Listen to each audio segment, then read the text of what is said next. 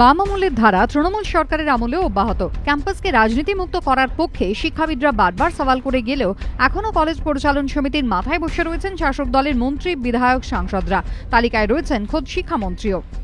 শোষণা কলেজের পরিচালন সমিতি সভাপতি পার্থ চট্টোপাধ্যায়, মুরলীধর কলেজের পরিচালন সমিতি সভাপতি বিদ্যুৎ মন্ত্রী শোভনদেব চট্টোপাধ্যায়, পুর নগরোন্নয়ন মন্ত্রী ফিরহাদ হাকিম, হরিমোহন ঘোষ কলেজের পরিচালন সমিতির সভাপতি, আশুতোষ কলেজের পরিচালন সমিতির সভাপতি তৃণমূল সাংসদ সৌগত রায়, পঞ্চায়েত মন্ত্রী সুব্রত মুখোপাধ্যায়ের দায়িত্বে south Calcutta girls college, Jaipuria কাণ্ডের পর এখনও মনীন্দ্রচন্দ্র কলেজের পরিচালন সমিতির সভাপতি স্বাস্থ্য প্রতিমন্ত্রী শশী পাঁজা।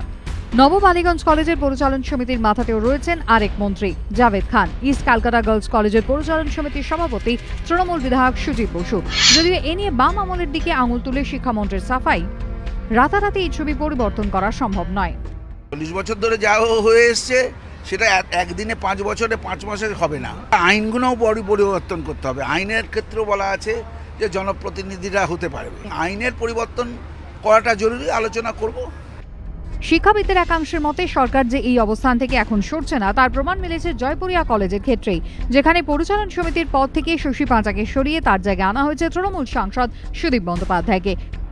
জয়পুরিয়া কলেজে শশী ভালো কাজ করছিল, কিন্তু কিছু উচ্ছৃঙ্খল ছাত্রদের কার্যক্রম গোটা পরিস্থিতিকে বেসামাল করে দিয়েছে এবং সেক্ষেত্রে সরকারের কিছু সঠিক সিদ্ধান্ত কোনো কোনো সময় গ্রহণ করতে হয়। মনে হয়েছে যে একটা দুটো কলেজে কিছু যদি অনুকরণীয় দৃষ্টান্ত স্থাপন করা যায় ভালো।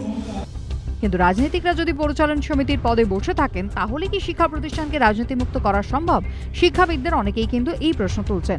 কৃষ্ণেন্দু অধিকারী, সঞ্চয় মিত্র, অরিত্রিক ভট্টাচার্যের রিপোর্ট, এবিপি আনন্দ।